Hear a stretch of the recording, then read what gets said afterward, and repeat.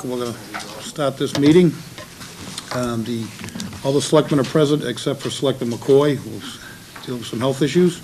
We start by transmitting a Treasury warrant 21, 21A, 22, 22A, 23, and 23A. Move the warrants as read by the chairman. Second? Motion made and second. All in favor? Unanimous. Approval of minutes. We have a couple of meetings. We're going to have to approve the minutes of October 12, 2010, and November 8th, 2010. If there's no question on either one, we can handle these together. Move to approve the minutes as presented. Second. Motion made and second. All in favor? Unanimous. Thank you. Our 7 o'clock appointment is with Marty McDonald, 99 Restaurants of Boston, LLC, doing business as 99 Restaurant and Pub, number 30075, 144 Lowell Street. Request to change a manager from Paul Seimer to Marty McDonald. Mr. McDonald, good evening. Come on up.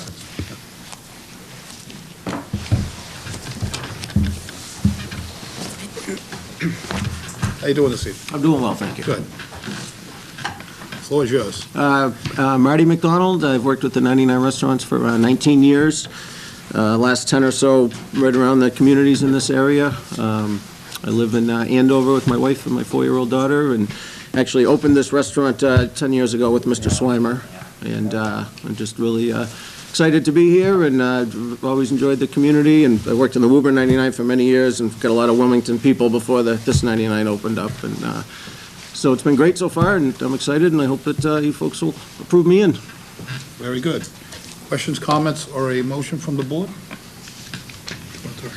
I'm sorry, yes, your recommendations from the... The chief of police indicated that the police department has reviewed the application and presented by 99 Restaurant, specifically to change the manager from Paul Swimer to Marty McDonald. The police department has conducted a review of Mr. McDonald and recommends approval of the license request. Yeah, Mr. Chairman, just a note, nothing of substance, but I think that the name of the insured on the certificate of liability that they gave us needs to be corrected. Okay. This is something I'm missing, so. Okay, I don't see why we can't take action and then just make sure the manager gets it. right. Would you like to put that in a motion? Sure, well, any other questions or comments before I throw a motion on the table? That's a good catch. I move to grant the request. I'll second that motion. Okay, motion made and seconded. All in favor? Unanimous, pending, we're going to do the change in insurance. Is there something I need to take care of? Yes, it's listed incorrectly, so perhaps if you can come down by the office tomorrow. Okay. And the town manager's office, and we'll have it straightened out. Okay, very well. I'll take care of that right away. Right. Thank you. Thank you, gentlemen, appreciate it. Good catch. Our 7:10 appointment was Prestige Patel and Krish Convenience, Inc., doing business as the Corner Store. Request to obtain a common victualer's license for the property located at 296 Shawshene Avenue, Suite 1. How you doing? Petition, by Good evening. doing that name correctly? Yes, sir. Thank you. I just would like to obtain a common mixer license at the 296 Shawshene Avenue. As it is, nothing changed. Just I want to I'm doing its business under process. Okay. Any recommendations from department heads? Yes, Mr. Chairman. From the health director, Shelley Newhouse recommends approval of the common victual license for Krish Convenience, doing business as the Corner Store located at 296 Shawshene Avenue. From the building inspector, Mr. Spalding, he's reviewed the application and there are no outstanding zoning issues. From the director of planning and conservation, she notes that the property received amended site plan approval for inclusion of a limited services restaurant at the planning board's May 4th, 2010 meeting. The number of parking spaces provided allows a maximum of 9 seats for any restaurant use at this address. She also notes that Greg's Roast Beef has no seating, and as long as the seating provided does not exceed the maximum allowed, which is 9 seats, the planning department recommends approval of the issuance of the common victuals license. And I believe that the applicant is aware of the 9C. Yes, sir. It's gonna be as it is, nothing changed. And that's it, Mr. Chairman. Any questions or comments from the board? If I may, briefly, you say it's going to be as it is, so you currently have No. some seating? The previous one that has, yes, Okay, so All right. I'm gonna buy the business, so, it's effectively a change of ownership. yes. Okay. That's all I needed to ask. Thank you. Any questions or comments from the audience? Seeing none, I'll entertain a motion. I would move to approve the common victuals license to the corner store. At 296 Shawshene Ave. Thank you. And I'll second that motion. Motion made and second, all in favor? It's unanimous? Good luck. Thank you, good luck. Thank you, good luck.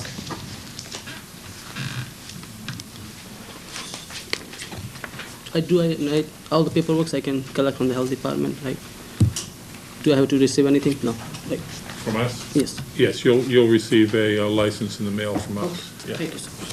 Thank you. You got that one back, right?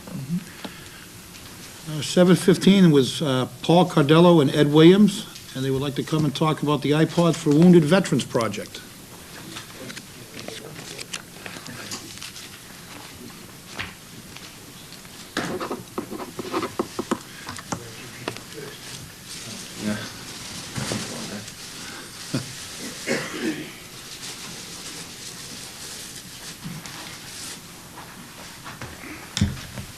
Good evening, Mr. Cardello, Good Mr. evening. Williams. Evening. How's everybody To the doing? Board of Selectmen, Chairman, Mr. Kyra, and ladies and gentlemen, my name is Ed Williams. I'm the quartermaster for the Wilmington VFW post. Sitting with me is Paul Cadillo, host and co-executive producer of Sports Forum on our local TV station. We have come before you tonight to honor and publicly thank one of our town leaders for his work with veterans of our town. Not only is he the town selectman and chairman of the board, but he's also the director of veteran services for the town of Wilmington. He is the founder and president of the Local Heroes, Inc., and has sent, I believe, over 16,000 packages to our military personnel overseas. He has done a lot for the veterans. I've known Lou almost as long as he has had the job as Director of Veteran Services, and it is due to that association that I had a conversation with Lou about 3 years ago on what ideas he wanted to do and accomplish for the veterans of Wilmington. Some of these were to replace the aluminum crosses in the veterans lot with granite ones, identify and locate the entire veterans' grave sites in the cemeteries so that they could get the honors due them, improve the ceremonies for Veterans Day and Memorial Day, and many more items that were on his wish list. One of the ideas Lou mentioned to me was that he wanted to organize and support a trip to Washington, D.C. for our veterans of World War II, Korea, and other conflicts up to our present time. His plan was to raise money through some fundraisers so that the World War II and the Korean vets would not have to pay to go. That was planned for next year, not this year. He also had a conversation with someone in Washington on what the wounded soldiers at Walter Reed Hospital could use to improve their quality of life. Out of this call came the idea of purchasing and giving iPods to wounded soldiers. At the same time, Lou had a conversation with Paul Cadillo, who liked the idea. Paul used his program and his contacts to promote iPods for wounded veterans. And before we knew it, we were on our way to Washington, D.C. with 44 people and about 40-plus iPods. Paul and 7 other people have since returned to Washington, D.C. and Walter Reed Hospital and included Bethesda Naval Hospital as well with more iPods. We can't thank enough the citizens of Wilmington and other communities and other veterans organizations as well as corporations that made donations to make this program a success. We have been approached by a national organization, the Teamsters, of which the Vice President is here from our Boston chapter, who wants to help and support this program nationally through their organization. So we are here to present Lou a gift. as well as the citation for having the vision, the foresight, and for providing the leadership for a very successful program, and that we hope will continue to grow as we plan to visit our local VA hospitals at Bedford, Jamaica Plain, and Brockton, and hopefully to return to Washington with more veterans and more iPods in the near future. Lou, can you come up? You got your gift? You want to get it? The gift that Lou is about to receive from Paul is a book that was illustrated by National Geographic, and it represents Arlington National Cemetery, one of the places we did get to visit. Lou, this is from the troops in the U.S. the Naval Medical Center and Walter Reed Hospital, the Malone House. Your idea, your vision, we wouldn't be here today. You don't know how many people and how many parents you touch with the ideas. And this $50 iPod is like the golden key with a amputee veteran sitting in his bed where he can program his songs. So this is from everybody in Washington. Congratulations. And I have a citation from the Veterans of Foreign Wars to Lou. It reads in part, "For meritorious and distinguished service in furthering the aims and ideals to veterans of the foreign wars and other veterans organizations of the United States." Louis, thank you very much. Thank you. Okay, Lola, this is right over to my left is the president of Teamsters Local 122, Joe Savante. He's the liaison officer for the Teamsters that is going to try to take this program to be national within 2 years. And iPods for wounded veterans. We're in contact with the VA, and we're going to go to Centipede, New Hampshire. They're bringing in 62 veterans that are all amputees and totally disabled. And they're going to be trained by Mike Boyle, who's a strength and conditioning coach. He trains like the Boston Bruins and Celtics and all that, and how to deal with handicap being an amputee. And they're going to have like the Special Olympics, wheelchair games.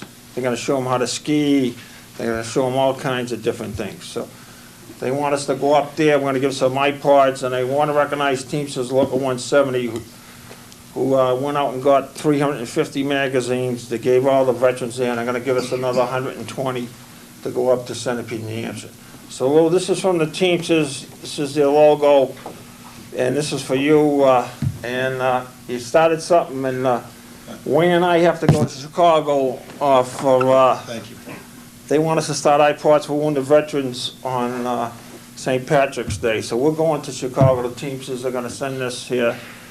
And I just have all the people in Wilmington that got involved in this. That it started here, and it's going to be a national program. Rocco's, Sunrise Market, Textron Defense System took 24 hours and came up with $1,000 donations. And I just got a list. I want to recognize all these people from Wilmington. Jim Maselli's office, Steve and Nancy Cadigan, John Parker out of Billerica, who raised $2,000. Joe, Liz Belcasser from EMB Consultants out of Chicago, Illinois, who went and got vans, spent all kinds of money, got his transportation hired as drivers to go to the medical center. And also, Channel 25, Gene Levancy, who put the program off the top. Channel 4, Jonathan Elias. And Channel 7, who came up with $500 Tuesday before we were leaving. We were 20 iPods short. Put us over the top. When you left Washington, we went down there with 82 iPods. So the program's so successful, we're going back April 29th, 30th, and May 1st. And they want to see what we can do. So we all the people on the bus on the trip, we got a team iPod committee. We got 18 people that want to get involved in this. So, Lou, you got something really special here, and everybody's involved, and Joe and everybody. We're going to get a lot of people involved in this. And Textron wants to send a veteran representative from their veterans committee to go to Washington to see the troops. But it was been doing media for 26 years. It's the most inspirational thing I've ever done, and it was bittersweet. But to have somebody from Monroe, New Mexico, tell me that the people in Wilmington cared about him, and have his parents couldn't thank me enough. It was just an unbelievable experience. So there's a ton of more people, and I'm forgetting, not involved in this. And my co-host, Wayne Fox, who's a member of Teamster Local 25, and Joe is getting all the locals in the entire New England. They're all going to make donations.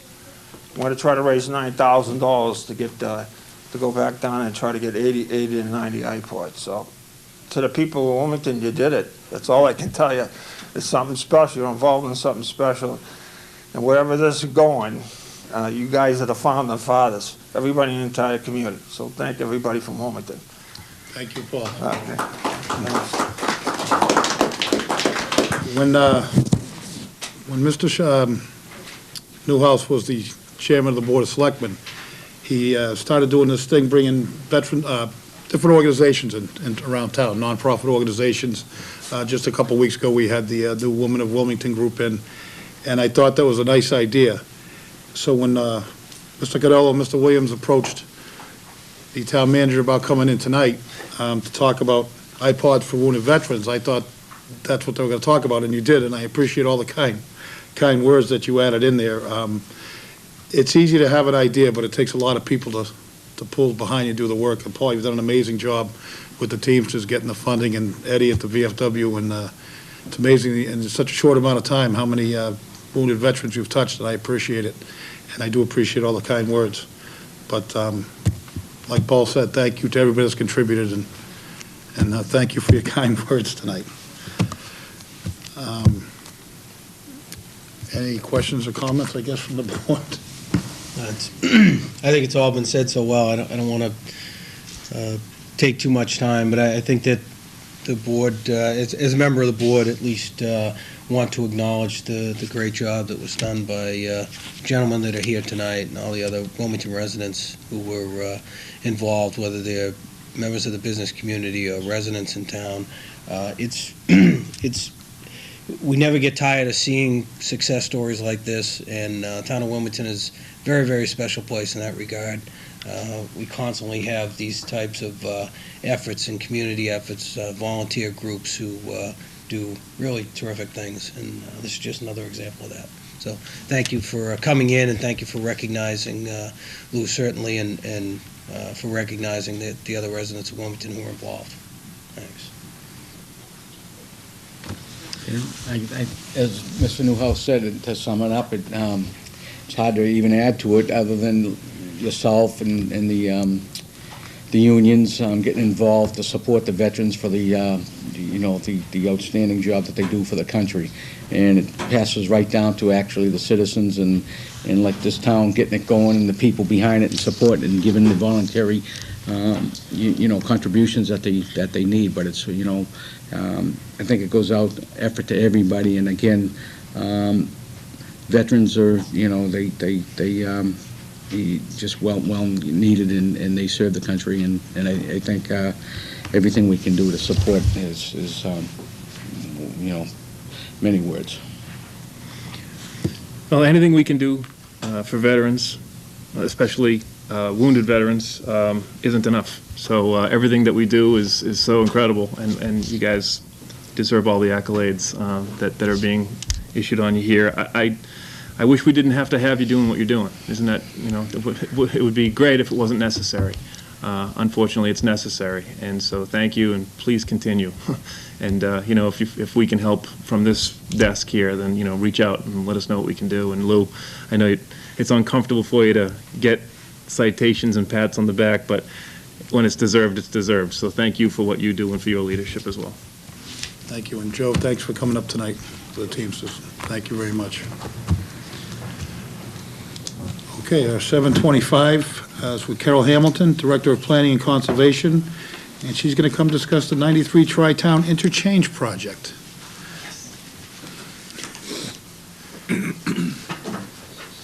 Good evening. Thank you for having me. Just a couple of items to talk with you about tonight. The first one is that we have recently received a notice of project change, and that is going to entail the widening of Route 93 from the current lane drop all the way through to New Hampshire.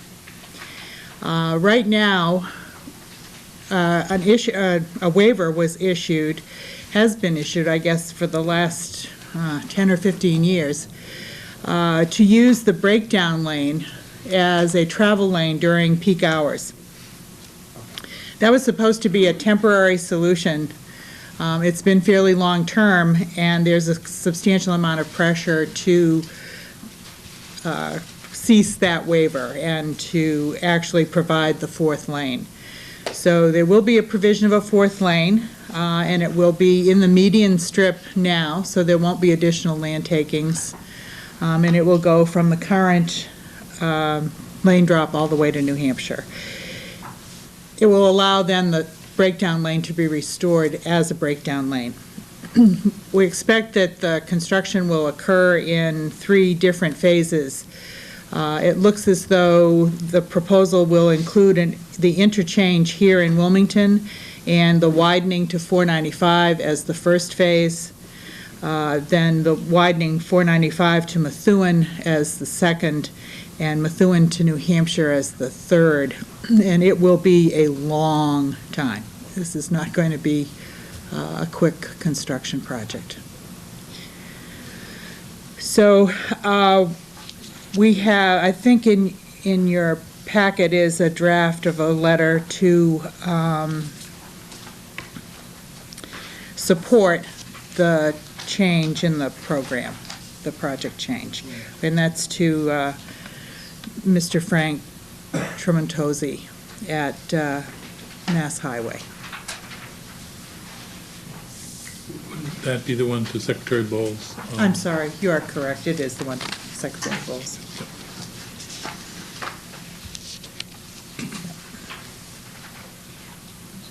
No, I just wanted, the chairman may, members may have questions. The change is specific to what Mrs. Hamilton was just describing. If they don't have questions or problems, then it would be helpful to have a vote to support the change so that we could send a letter on the town's behalf. Okay. I don't have problems. I have just a couple of questions, if you might be able to help clarify some things. You mentioned it in 3 phases. The first phase would include the new interchange that we've discussed on a number of occasions, up to 495. Mm-hmm. Second phase would be from 495 to Methuen. Where in Methuen? Is it the 213 or whatever? I believe it's around the Rotary, Around the Rotary. the new Methuen Rotary. Pelham Street, right? Oh, yeah. I think it's Pelham. Is it Pelham?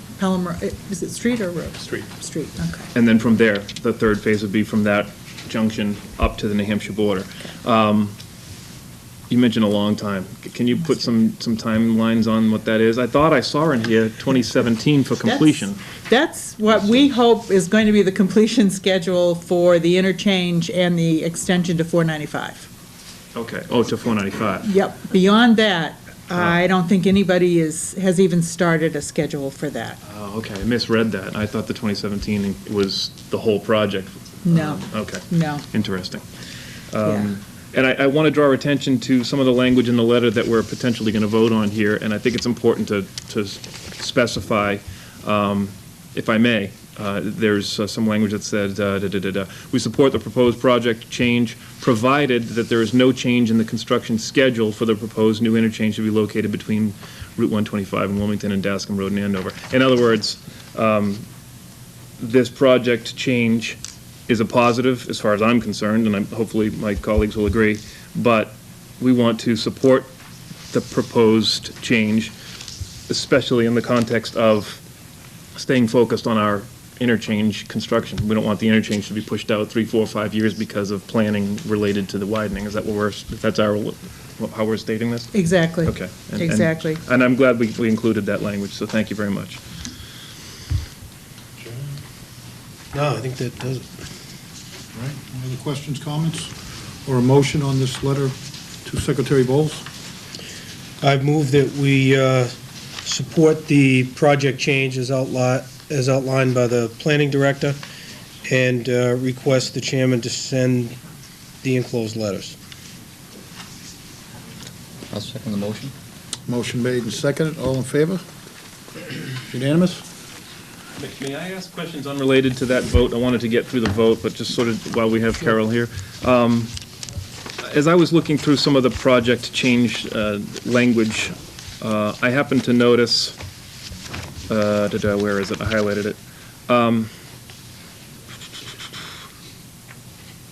Sorry, let me find it here.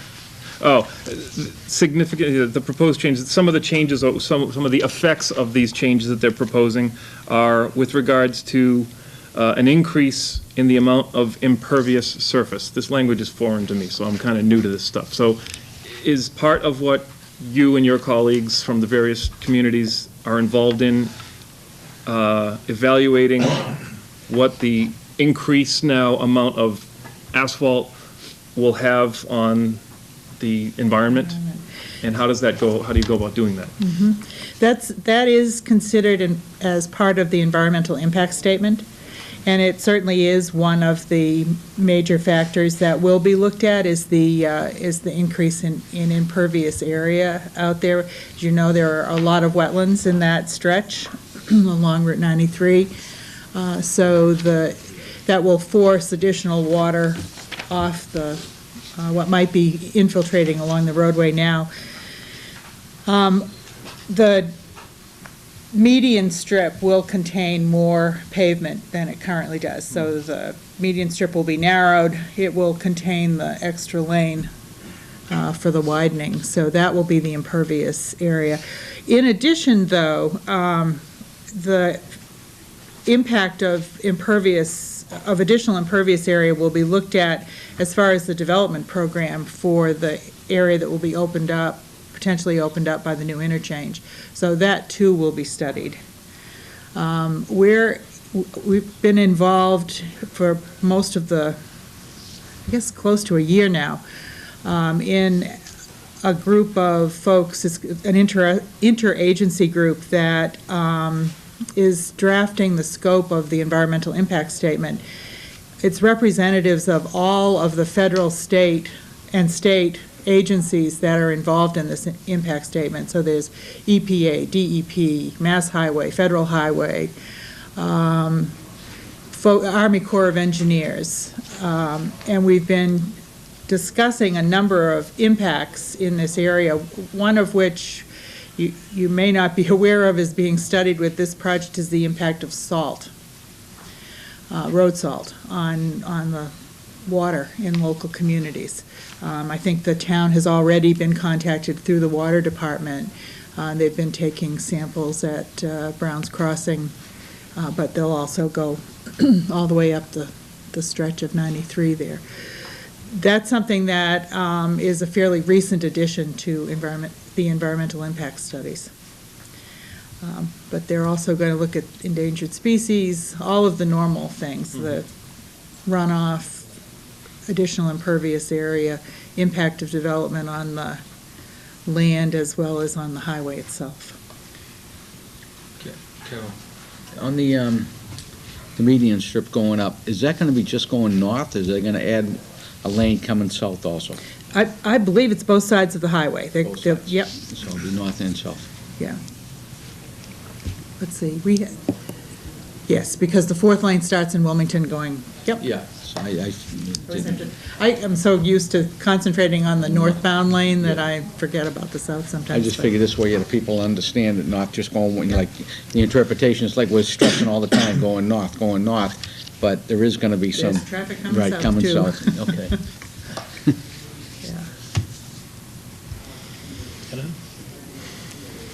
Yeah. Okay. So, part two of this. Could I just, I don't want to. Okay. I'm not sure that's necessarily correct, and we should just make sure. If you look at the notice of project change, you have that. Which I didn't bring with me, I apologize. It said the project change involves extending the interchange project's northerly limit on I-93 from I-495 to the New Hampshire border to eliminate the remaining active breakdown lane use and provide consistency with the New Hampshire Department of Transportation I-93 Salem to Manchester project. So I don't know if it also is for the southerly side based upon that comment. Do you think it also? I will find out for sure, but New Hampshire is coming, I believe, on both north and south, to widen to 3 lanes to the Massachusetts border. And my understanding is that we're going to connect on both sides. But we've been so focused on the north side that I have to admit that I'm not positive of that myself. So I will double check and get back to you on that. And I don't think it would change the vote and all, but we should get that clarified. I actually read it the other way.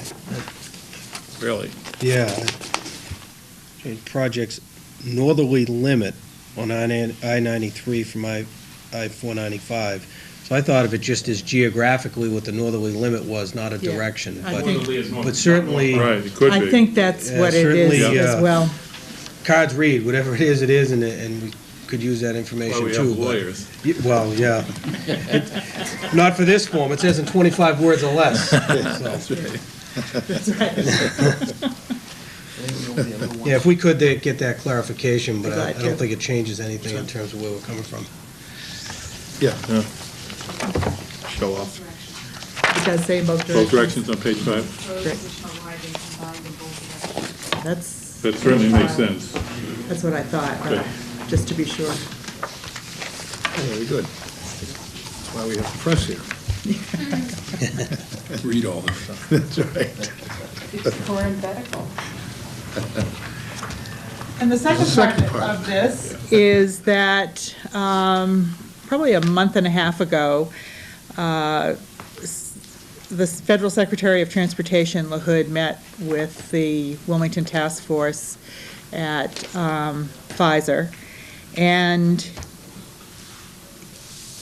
he came to discuss with the West Side access, which has been a sticking point, particularly for Tewksbury. Our instructions have been to, from Federal Highway, have been to study a West Side connection to Route 93 that connects to local roadways. And the interchange justification report that was filed with Federal Highway showed that connection to be South Street in Tewksbury. That was the alternative that was supported by the 3 towns, one of the alternatives supported by the 3 towns. And that's always been an issue. South Street, as you probably know, is far from the standards of a connector road that you would expect to see coming off a major highway. And Tewksbury has always contended that this was overburdening that road substantially, and they wanted to have Federal Highway consider the local road network that is one of the Federal Highway requirements for a new interchange to be a new set of roads that would be constructed in conjunction with development on the west side of the highway. So as a developer makes a proposal, he would construct the roads to get his traffic from Route I-93 to his development site and then back to the highway if that's necessary, whatever form of roadway system needed to be developed. Secretary LaHood, when he came out to visit with us, assured the assembled folks that Federal Highway would consider that form of access, eliminating South Street as the primary access on the west side. And that would happen if the 3 towns agree that this is the way to proceed, that they too wish not to see South Street used as a primary access. Tewksbury has agreed to consider emergency access through South Street for emergency vehicles. They have looked at and continue to explore alternatives to South Street as a potential access into Tewksbury. I think there is an understanding that Tewksbury folks probably are going to want to get onto Route 93 more quickly than they can by coming through Wilmington or going to Dascom Road. But that's really being removed from this project. They will continue to explore that, and they'll continue to look at improved methods of access to the highway, but it won't hold up the interchange project as long as the three towns come to agreement that they wish this to be considered as an alternative. So what happens at this point is that if we support Tewksbury's desire, then this alternative, showing an internal configuration of roads, will be submitted along with the interchange justification report to Federal Highway, who will say yes or no, that it can be considered as part of the environmental impact statement. It's not the preferred alternative yet. It hasn't been, that vote hasn't been taken, that discussion hasn't occurred, but the engineering firm and the design work that's being done right now can include this sort of configuration as a considered alternative for the project. I think that's pretty much, so what I'm looking for here is a letter of support that will go along with the inclusion of a west side internal loop roadway system, and ask that Federal Highway consider that as an alternative among the other alternatives that have already been approved by Federal Highway for further exploration. Right, that's a great explanation, and also people should understand that each town has veto power, one town. So this is just part of moving on along of what we're trying to get accomplished here. This is also a goal that Tewksbury has expressed since the very beginning. We've all been working in a way that we try very hard to respect each other's priorities, and this is what Tewksbury has been saying right from the beginning that they wanted to do. It has been really Federal and Mass Highway who have said, no, this isn't going to work. This doesn't fall within the parameters of the guidelines that Federal Highway uses to evaluate new interchanges. But Secretary LaHood has assured the three communities that it can be considered, and it will be, that's the operative, considered. It doesn't mean this is it. Right, I think even Secretary LaHood commented on the way the three towns are working together on this project and how it's probably not the norm. Right. For them. Any other questions or comments from the board? No, in terms of taking an action, and maybe this is directed at the chairman, should we formulate a motion that would support the execution delivery of the second letter specifically, and that carries out what you're asking for? Yes, it does. With that, we'll entertain a motion to. Should we read the letter into the record, do you think? From my standpoint, it probably is a nice summary of what we were just, what was just outlined. That might be a good idea, if nothing else, for the public's edification. Did you want? Okay. Yeah. It's authored by Ms. Hamilton, I'd be happy to read it. That's right. The Wilmington Board of Selectmen at its meeting on December 13th, 2010, voted to support an interchange configuration, this assumes that you make this vote, that facilitates the development of land in the Lowell Junction area through the creation of a system of access roads that would become public ways in the community in which each is developed, thus supporting Tewksbury's desire to not provide a direct connection to existing local roadways. During the course of review of development proposals, access for public safety vehicles to the local Tewksbury street network would be accommodated. The board wishes to support inclusion of this alternative in the interchange justification report originally prepared by the Merrimack Valley Planning Commission for a proposed new interchange on Interstate Route 93 between the Route 125 and Dascom Road exits. This support should be interpreted as a sign that rigorous review and refinement, if necessary, of the various alternatives with associated mitigation for the accepted alternative is expected. The board's support is for inclusion of this configuration as worthy of additional analysis as part of the environmental review currently underway. That's the substance of the letter that would be sent, and I can make a copy of the letter available, assuming that, because it was in draft form, assuming the board votes for it, we can make a copy of the letter available to the press at the end of this meeting. Any other questions, comments, or a motion? I have maybe a comment. I don't know if maybe it'll rise to a question. As you know, Ms. Hamlin, I was at the same meeting where Secretary LaHood sort of said what he said. And you, this evening, I guess characterized his comments as stating that if we were to propose a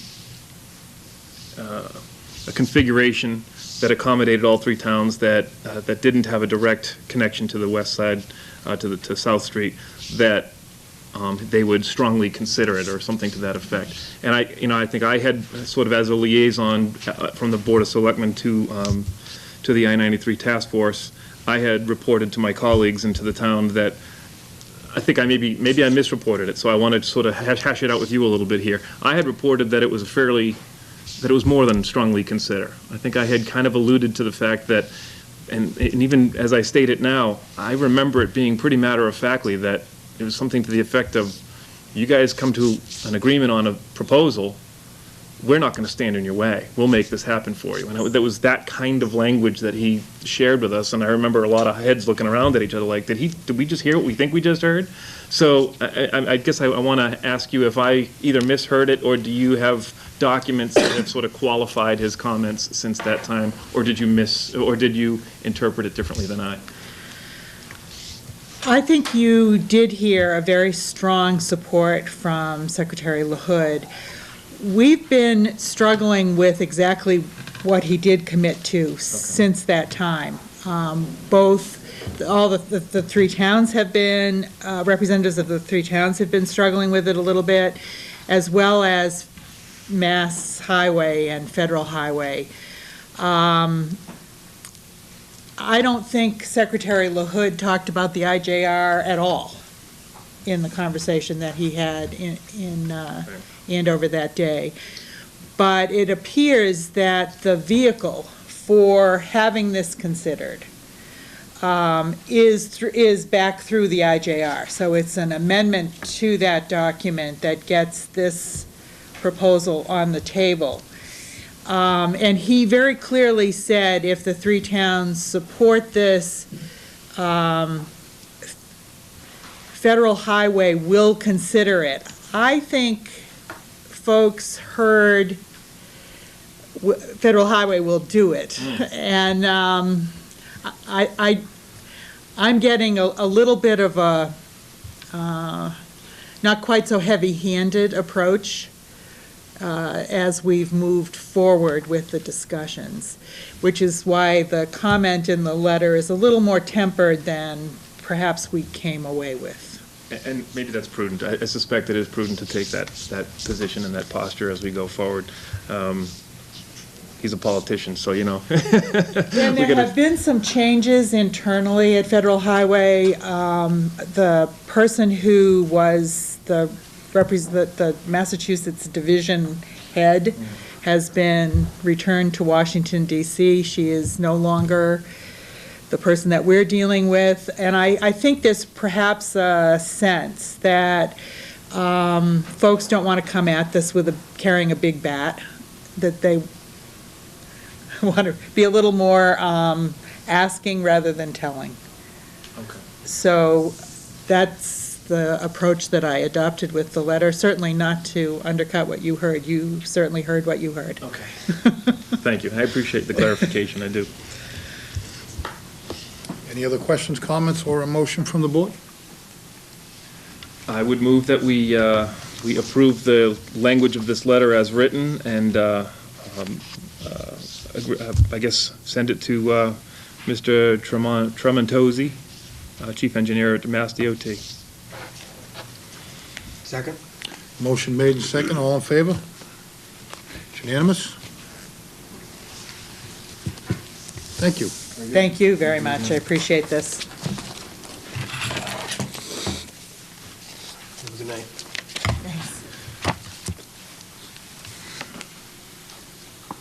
And our 7:40 is with Dana Burnham, President and representatives of the Wilmington Farmers Market Association, and they're here this evening to talk to us about establishment of a farmers market in the town of Wilmington.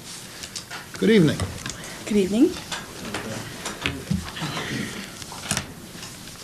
I'm sorry, did I say you were president? That's right. I did, okay. Yep. So you're the president and representatives of the Right. Wilmington Farmers Market Association. We also have Amanda Muncy and Stan Danswitz are here. We have two other members of our board, both felled by illness tonight, so young children, school system. Yeah, Not eating their fresh vegetables. that must be it. I think last time we were here, you asked us to meet with Mr. Kyra, which we have done. I think we've satisfied his requests for determining when we would have the market, acquiring, we have an association that will join through which we can acquire insurance that the license I think the town is proposing would provide. And, you know, if you have any other questions for us, we're happy to answer them. Was there any other department heads input? Yes, well, I mean, part of the license would be that they would have to abide by regulations established by the Department of Public Works and by the Board of Health, Right, all which, things you know, which we I wanna do. think we've discussed. And also, in the event, they'd also have to determine whether or not there would be any need for detail offices, and that's something that we would Right, look moving at, forward, and they that's would something. work with the chief. They would have to provide the requisite insurance, which they've agreed to do. We don't have a final license agreement yet. It just got something that was sent to me from town council, which substantively doesn't really change the document, which I had prepared and sent to the board for review and council for review, as well as the Market Association. And the response that I got back was essentially the substance of the document was in good shape, but he wanted to take it from the form of a resolution and put it into more of a license agreement form. And that's really, you know, what he has done. It's not a substantive change, but I do want to get that to the Board of Selectmen and get that to Dana and her group one last time. I think what would be helpful is, certainly the Selectmen must have questions, and that's fine. If you decide you want to move forward on this, then I think we could have a final document ready for an official vote at the January meeting, January 10th, which is what we had discussed before, and that would still give them time to do whatever needs to be done. The specific hours that we're talking about for operational hours, I believe what was 12:30 to 3:30 p.m. from July 10th, Sundays in the summer, from July 10th until September 4th. So it would essentially be the week after the July 4th activities, right through the Sunday of the Labor Day weekend. We would allow the Farmers Market Association to set up at least an hour beforehand. I know they're looking for at least a half an hour, so we figured if we provided an hour, that would be enough time. And then they wanted a half an hour to break down. So the effective time for the license would be 11:30 a.m. until 4 p.m. We think doing it on a Sunday at that particular location makes the best sense from a traffic point of view and also from a utilization point of view. There's not a whole lot of utilization of that area during the Sundays in the summer, once the Fourth of July activities have completed. It also wouldn't interfere with traveling to the churches on Sunday, which I know the Selectmen have always been sensitive to, and rightly so, and it wouldn't be a traffic issue. Certainly, churches would get out in that area after that time, but they might decide, folks might decide to stop at the farmer's market. We don't expect that there would be any kind of a traffic issue at that time, but in the event there is, that's where a detail officer or someone would have to come into play. They would be required to meet any of the conditions imposed by the Board of Health relative to what could be sold, as well as issues related to hand washing facilities or bathroom facilities. And I know that they are working, I think, with the 4th of July committee right now. Gotten in touch To with, try to work that out. can't remember his name right now off the top of my head. Scott Right, Durant. exactly, right. They, Right, I'm just planning on going to. in addition to the insurance, they would be completely responsible for the setup and the cleanup. And if there was any portable johns or anything that needed to be there, that would be removed. That would be brought in for the day and then removed right afterwards. So that that's, again, they would have to meet any of the requirements of the Department of Public Works as to whether or not the property could be staked, or how booths and other items that are going to be used would be set up on site, and they've agreed to that. They've agreed to any of the issues relative to signage. They would establish as a point of contact Dana through my office, so we would be kept abreast of whatever was happening, and they would also be responsible to maintain an open level of communication with all of the neighbors and the others in that area, so they would let them know specifically what to expect should the Board of Selectmen approve this. And also, and I would read this, it's understood that the licensee would engage the participation of farmers and producers who will offer for sale local produce and goods, and that's essentially what we're talking about doing. And the association has produced a license to a license agreement for the people who they would be That's right. working with, which is pretty extensive. It's a whole group of market policies that sets out the purpose and also establishes vendor policies in which the farmers and those that are dealing with the association would have to abide by. And I think it's a pretty strict set of guidelines that would be in the best interest of the town if it goes Right. forward. Very good, thank you. Any questions or comments from the board?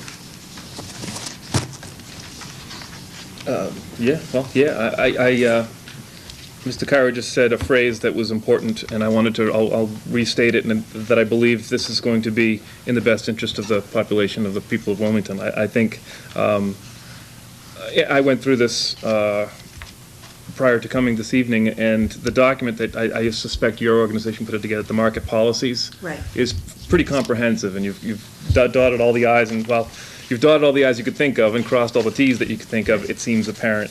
And I think, like any organization or any new thing, there will be new things that come up that you didn't plan for, didn't know were going to come up, and I think collectively we'll just work through those issues. But I'm complimentary of how comprehensive this document is, and it only sort of emboldens in me my confidence that this is going to be a well executed, well run, and beneficial addition to our community. I'm very much looking forward to it. So thank you for sort of staying patient and staying to it, because I know it's been sort of like back and forth and, all that, but it's the It's a great process group of is people. what it is. So I'm complimentary to you and the whole team, and I'm hopeful that my colleagues will continue to support this, because I think this will indeed be a support, a good asset to our community. Thank you. Okay. So do we make a motion tonight? I don't think it would be than January. good to make a motion actually tonight, because it's going to be different. We're going to be voting on actually something that's different than this. It's the same guidelines, but not in this format. Okay. So it'll be a license, but you would, If the board wants to vote to direct me to prepare a final license incorporating all of the information for execution. just not in this whereas Right, format. then Yeah, I think maybe that's- that's a motion which would give, assuming, again, I don't know what the position of the board is, but assuming the board would be favorable, that would, I guess, give indication to the Farmers Market Association that we would just simply put together a final document for vote at the January meeting. Okay. Yeah, that's fine with me. If we're going to do it that way, then if I could offer a couple of comments as well. I intend to vote for this interim measure to give you a level of comfort so that when you come in January, there'd be a license for us to vote on, barring any advice from council that hasn't been brought to us to this point. I would likewise intend to vote for the license in January. Having said that, I did just, in all fairness to the applicant, first of all, again, as Mr. Shampoo pointed out, appreciate you going through the process. Anytime something's new, we tend to be a little bit more cautious than a process we hadn't seen before. But in all candor, I'll be voting for it, but not without some reservation. I think that Wilmington residents, if there is an appetite for this, if you forgive the pun, then, hopefully there will be, and I think we'll be able to see that this first season, which I hope is very successful for you and for the residents of Wilmington. I do think that there's the possibility that, some things could be a bit of an issue for the town to deal with in terms of, the health code, not only the food itself, but, facilities. I know that you may work out something with the 4th of July building. You may have portable johns. You may have hand washing stations and all that stuff. And that's what the health department is in business for, is to help you work through those things. And I'm sure that you will, but that is something that causes me to pause. Clean up after events like this. It wouldn't be truthful of me to tell you that I'm intimately familiar with these markets, but certainly in my mind's eye and with some of the folks I've talked to, I would imagine there's going to be some refuse. There's, it's the nature of what you deal with. Pervious and impervious surfaces both, sometimes a little easier or more difficult to clean up after. So I just want to be upfront with the organization in terms of the level of support. I intend to give you folks the opportunity to show us what a great success it is and how some of my concerns are nothing more than that, just concerns. And also, I am satisfied that we are within the law, certainly, in terms of hosting an ongoing event like this, or an ongoing process program on town property. There are a pretty limited number of exceptions in my book that my intuition tells me is good for the town and not good for the town in terms of making town property available for a profit-making enterprise. Capitalism and making money and people being in business for themselves makes this country tick. I'm the last person to try and stifle that. But I'm also sensitive to, notwithstanding the fact that this is a nonprofit organization, that obviously folks who participate in that, out to make a living. So, I'd be lying if I didn't say that kind of rubbed me a little bit the wrong way. But all of that notwithstanding, I am going to vote for this tonight because I think that hopefully there's an appetite in Wilmington and that some of these concerns will be shown to be unnecessary, or that there won't be a concern next year when you come back in. Well, thank you for giving us the chance. I really appreciate that. Any comments or a motion? I make a motion that we approve as the draft, but added to if the manager feels free that we have to add any more to this to make it suitable, I guess. But, I have no problem with the draft as it is. So I'll make the motion that, either the draft, and if the town manager or anything else from any department heads have to add to this, and when it comes back to us in January, the final vote will take place. I think we're just going to instruct the town manager, because town council wanted to do it in the form of a license, as opposed to how it is here. Is that correct? Yes, I think if you if the motion is to direct me to prepare a final license document for the selectmen to vote on at the January Right. 10th meeting relative to the conduct of a farmer's market on town of Wilmington property, that would probably suffice, if that's the motion. Okay. I'll make You the go with- motion as you okay. stated. I'll second. Motion made, second, all in favor? Unanimous? Good luck. Great. Thank you. All right, see you in January.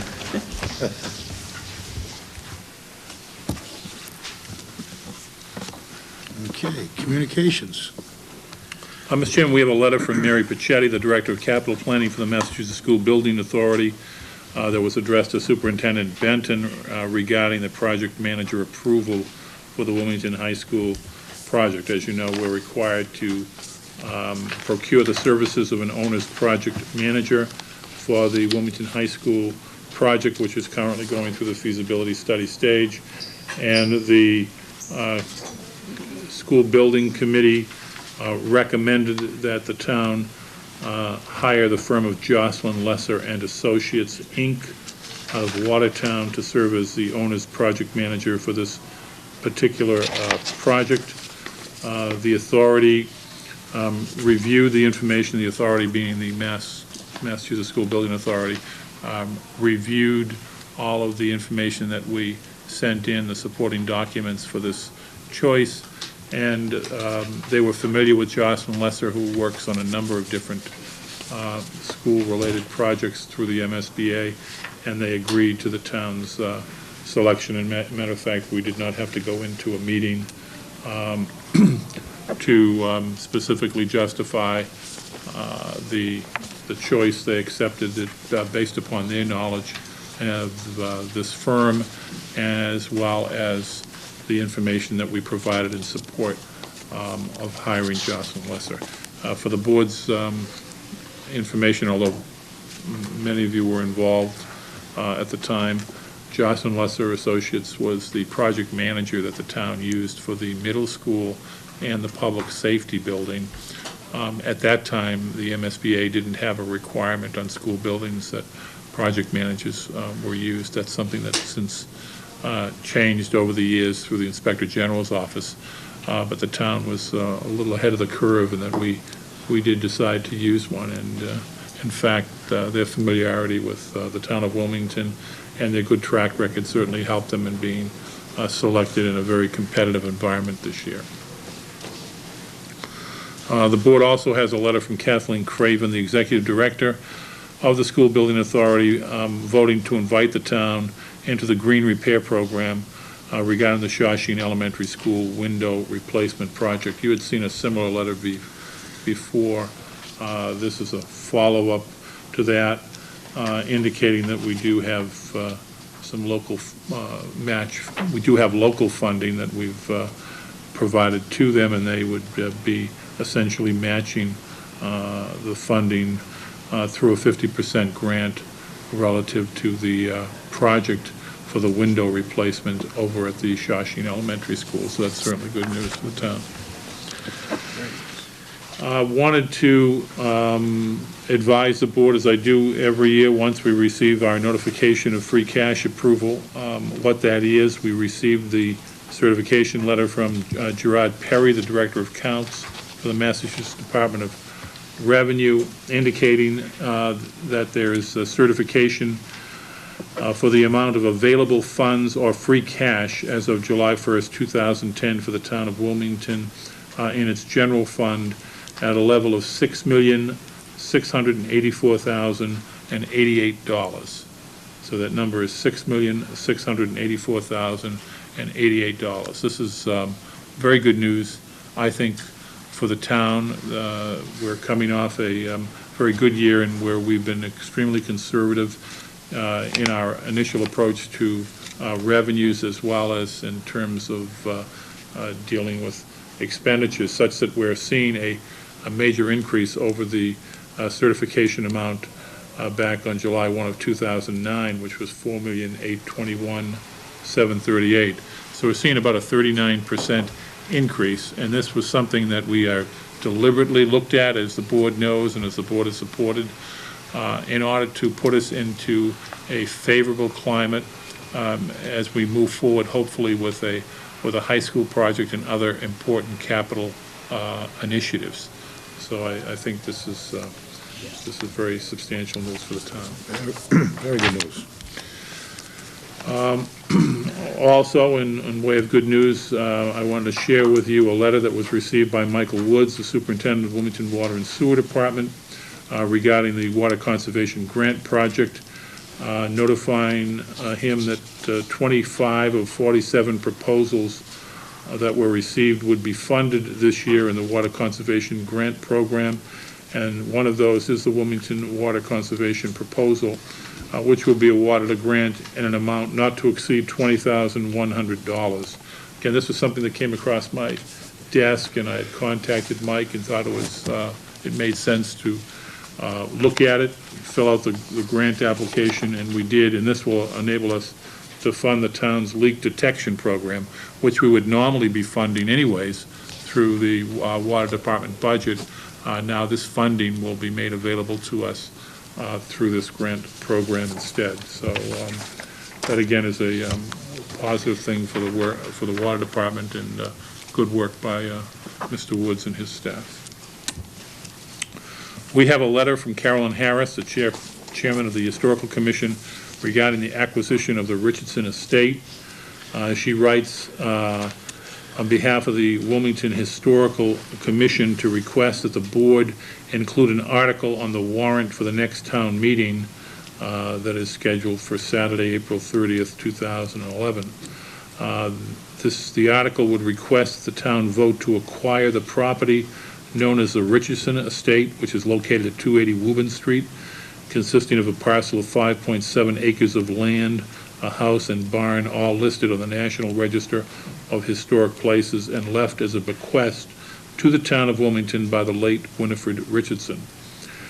Pursuant to the same issue, Mrs. Harris writes that the Historical Commission would like to request an opportunity to meet with the Board of Selectmen at their meeting scheduled for January 10th of 2011 to present their preliminary findings based upon the board's, meaning the Selectmen's request, to the Commission on October 12th.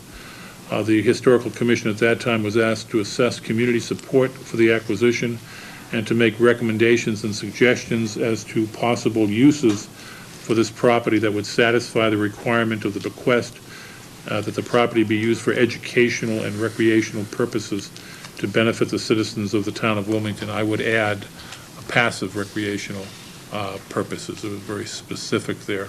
They're not talking about anything that would allow for soccer fields or baseball fields at this particular location. To that end, they have contacted local organizations to request input and to schedule public meetings for December 14th and January 12th. December 14th is tomorrow through their that they're having a meeting, and they have already notified folks about this, and then they have another meeting on January 12th. So the board is being asked, I guess, to not only include an article on the warrant, but to have a meeting so they could discuss their findings at the next meeting. Yeah, I think we should have them as the next, the January 10th meeting. Bring them in for the January 10th meeting? Sure, they'll have one of their meetings before then. Okay. That's right. Yeah. I wouldn't be inclined to support the placement of this on the warrant until we've heard from them, right? Is there Makes sense. agreement on that? Is it premature, Mr. Kara, of me to ask you if, from a administrative standpoint, as we toured the property and, you know, it's a great place, but have you or your staff made any determinations over the the costs associated with it, or should I wait for those questions for this, after this presentation, or? We just have done some preliminary findings, I think, which we shared at the last meeting, but probably we will have something a little more documented at the next meeting. That's fair. All right, thank you.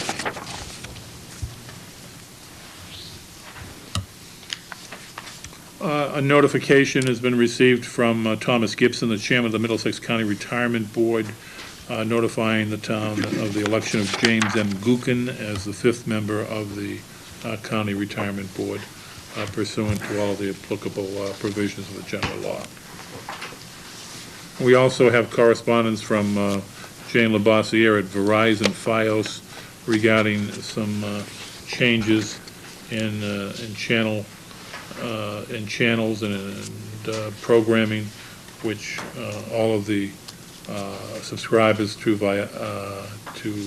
Fios, through Verizon, will receive in the mail. Are you going to go over all these channels here? Only if you want me to. No, I think we're good. Mr. Chairman, the board is being asked to consider the approval of 2011 licenses for alcoholic beverages, for automatic amusement devices, Class 1 garage, Class 2 garage, entertainment, and common victualler. And we could start, if you'd like, with the 2011 alcoholic license holders. In this case, we have asked the the Chief of Police, Michael Bagonis, to review all of the renewals. The licensee requests are for the following. 2 club licenses, one for Aleppo Temple, which is Fordham Associates, and the other for Knights of Columbus Building Association, both club licenses. Did you want to take them in groups? Is that the best way to do it? Or- Yeah, that would be, let's take them in groups, and we'll start Start with Aleppo, well, now with the clubs. maybe we should do Aleppo Temple separately from the Right, Knights. we'll do these two separately. There's only a group of 2. And I would note that in each instance, as we go through these license requests, the recommendation is a positive recommendation for the issuance of a renewal from the police chief. Okay. So we would need a motion on. Question. My recommendation is you may wish to take, even though both club licenses, Aleppo separate from the Knights of Right. Columbus. We'll take any questions, comments, or motion on the Aleppo Temple, the Fordham Associates, Inc. Move to approve the renewal. Second. Motion made and second, all in favor? It's unanimous. Now, the Knights of Columbus, I'm going to recuse myself. Like to entertain the motion, or just? Maybe Mr. Newell. I'll- Mr. Lawson, yeah. Since Chairman's recused himself from this item, do we have a question, comment, or a motion on the Knights of Columbus license? Yeah, I have to make a comment in full disclosure. I am a member of the Knights of Columbus, but I guess more specifically, I am the Grand Knight of the Council, the Knights of Columbus Council here in Wilmington, until July of 2011. So there was some question about whether or not I would need to recuse myself from this vote, and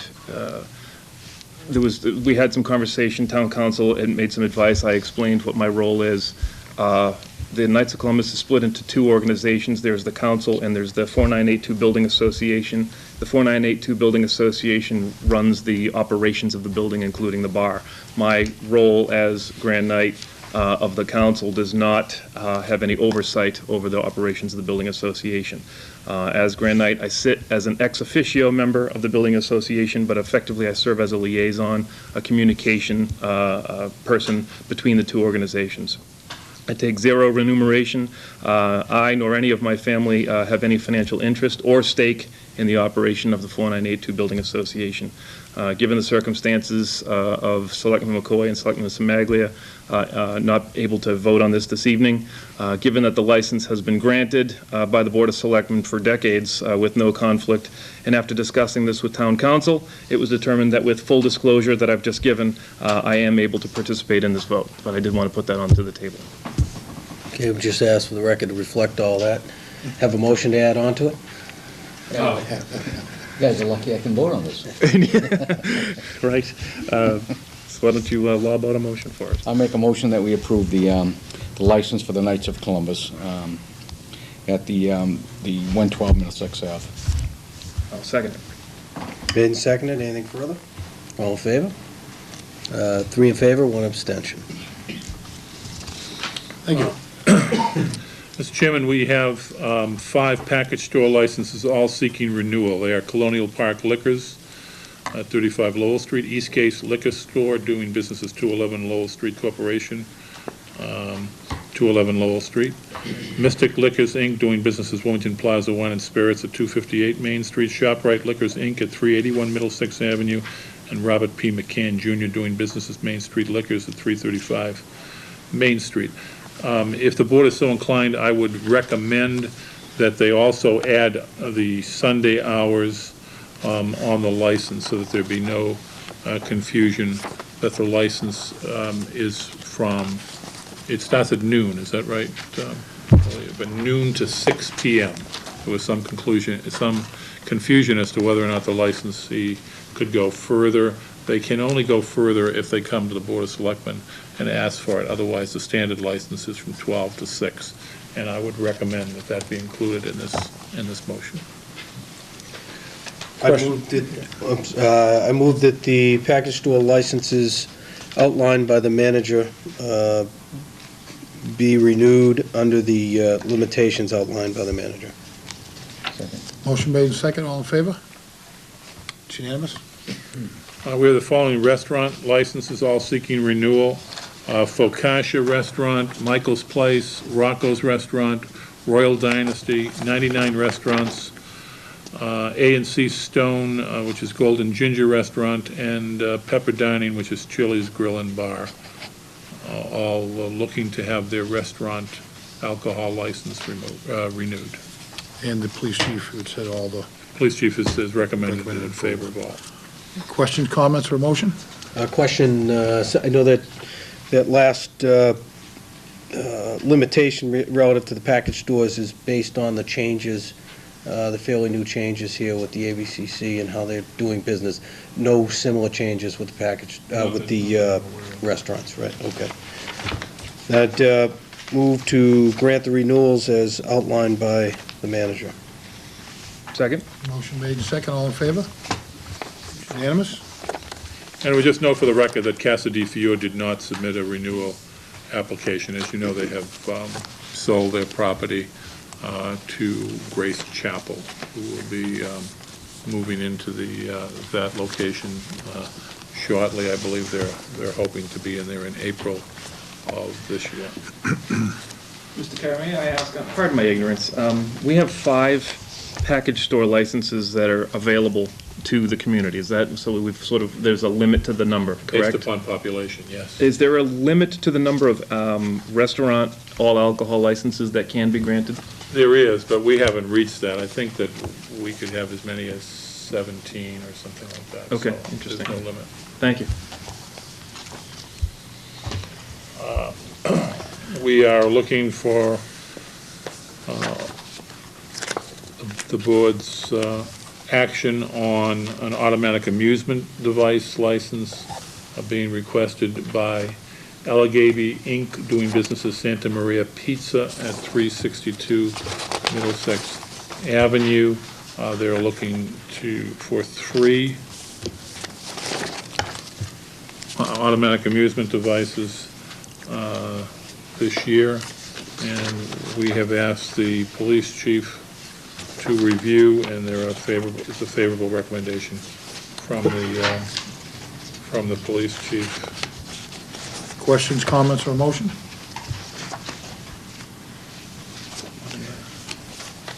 I make a- Okay.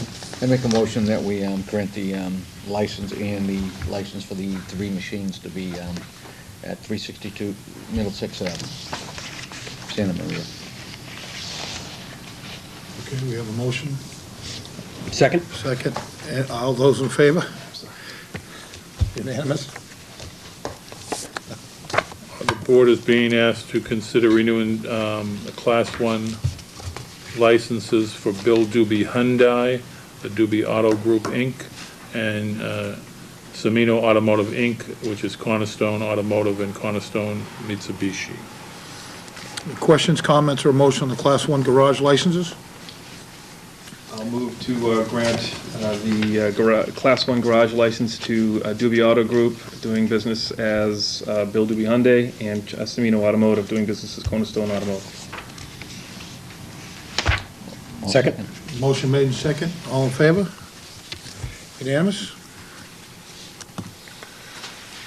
Being asked to consider approval of Class 2 garage license renewals to Advanced Automotive, which is Wilmington Shell on Woburn Street, Charlie's Auto Sales on Main Street, Heavy Equipment Connection on Andover Street, Imperial Auto LLC on Woburn Street, J&E Services Corporation in the rear of 619 Main Street, and Route 16 Auto Broker at 600 Main Street. The police department has reviewed the license request for renewal and has no objection and recommends renewal. The inspector of buildings also indicates there are no outstanding zoning issues with these businesses and recommends their renewal. Question, comments, or motion on the Class 2 garage licenses? I'd move to approve the Class 2 licenses outlined by the manager. I'll second. Motion made and second. All in favor? Unanimous? Board is being asked to consider the renewal of licenses for entertainment for 2011. The 2 applicants are Focaccia and Rocco's Restaurant. Chief Pagonis again has reviewed the applications and recommends approval for both. Questions, comments, or a motion on the entertainment licenses? Move to approve the entertainment licenses for Focaccia Restaurant and for Rocco's Restaurant as outlined by the manager. Those were the only 2, right? I'll second. Motion made and seconded. All in favor? Unanimous? And finally, favorable recommendations from the inspector of buildings and the health director regarding the renewal of common victual license holders. They are 99 Restaurant, AJ's Kitchen, Aleppo Temple, As Good as It Gets Cafe, Big Joe's Enterprises, Brothers Roast Beef and Pizza, Burger King Restaurant, Chili's Grill and Bar, China Walk Country Chef Restaurant, Dunkin' Donuts at 211 Lowell Street, at 195 Main Street, at 359 Middlesex Avenue, and at 321 Main Street, Focaccia Inc., Golden Ginger Restaurant, Jasmine Cuisine Restaurant, K&A Cones, Kendra and Anthony's, Knights of Columbus, Lily's Corner Store, doing business as Castellano's Corner Store. I would say that that would not be one of the applicants, since they were, you just gave it to the other proprietor. McDonald's Restaurant, Michael's Place, Peter's Pizza and Roast Beef, Rocco's Restaurant, Royal Dynasty Restaurant, Sandwich Exchange Express, Samard Super Beef, Sonic Drive-In, Starbucks Coffee, Carmela Stop and Go, Subway, Pariksha, Sunnyside Cafe, and Wilmington House of Pizza. Again, the only 2 that are not renewing in this case would be Casa di Fior and Lily's Corner Store, which is now changed hands, as the board is aware. Now, should we take these without the Knights of Columbus? You could do that. Okay. All right, as a matter of convenience, then, I will move to approve the requests from all of the identified applicants, with the sole exception of Lily's Corner Store, which has now changed hands, and the Knights of Columbus. I restate my disclosure, and I second the motion. Motion made and seconded, all in favor? Unanimous? And I would move to approve the application of the Knights of Columbus. I'll second the motion. Did I do that right? Did I get that right?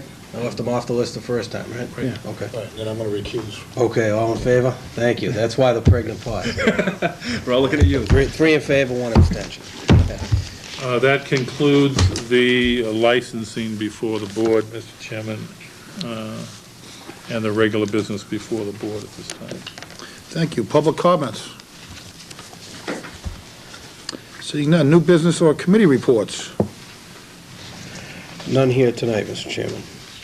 I'd just like to say, Mr. Chairman, that as you know, the year's coming to an end and the holidays are rapidly coming, but I'd like to thank all the town employees, all the people the volunteers, the youth sports, all the people that put their time in making Wilmington a very special place.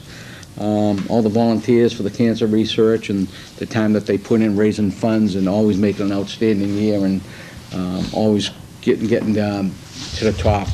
Again, the Board of Selectmen, as you can see, $6 million plus free cash is a good accomplishment, and again to the town manager for having the fiscal responsibility that he always obtains, and again, he shows the well-being of the good of the town by showing those figures, especially at the times the way they are now and the way the state is. I've read in the paper today the state's down, according to the Herald, I think $2 billion, they said, on $2 million, but I thought it said $2 billion in the red, which is not a good time. And for Wilmington to post those numbers, I think the citizens of the town should be very proud of the local government, and again, with all the town employees doing their hand to make Wilmington have where we're at.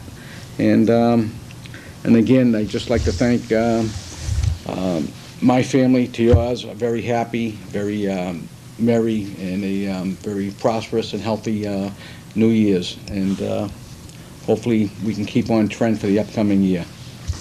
Thank you. Right on. Well said, Ray. And thank you.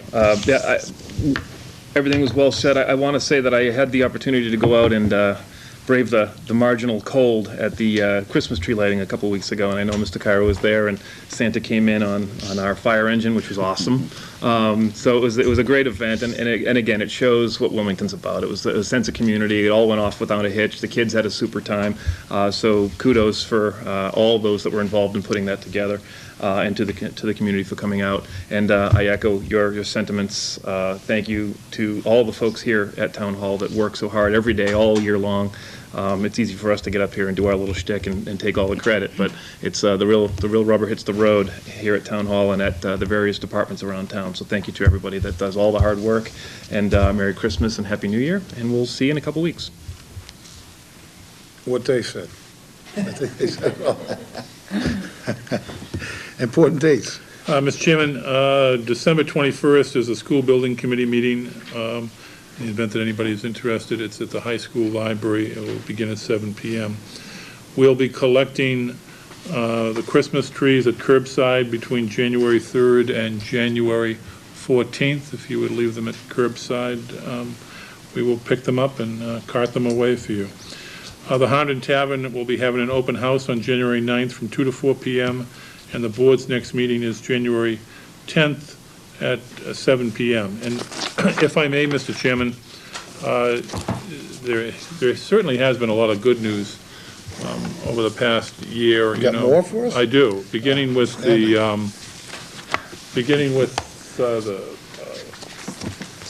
recognition that we received from Business Week earlier in the year, when we were named the best affordable suburb in Massachusetts, and then several other good things that have happened, some of which were just mentioned by Selectman Lepore.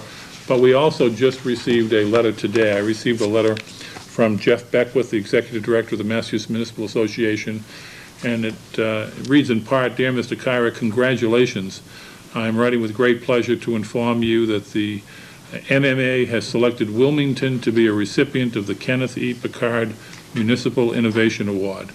Your project, The Bookstore Next Door, has demonstrated your dedication, commitment, and ability to increase the effectiveness of local government by successfully implementing a unique and creative program." And we did obviously submitted a program this year, and it's one of the highest honors that the MA gives each year.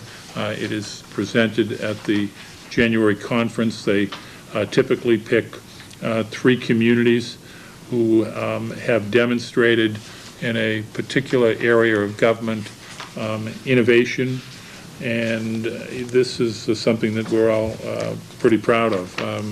When the criteria came in for this award, I had contacted Tina Stewart over the library and thought that the work that had been done by the library, and particularly the Friends group and many, many volunteers, was worthy of mentioning because I thought it was unique.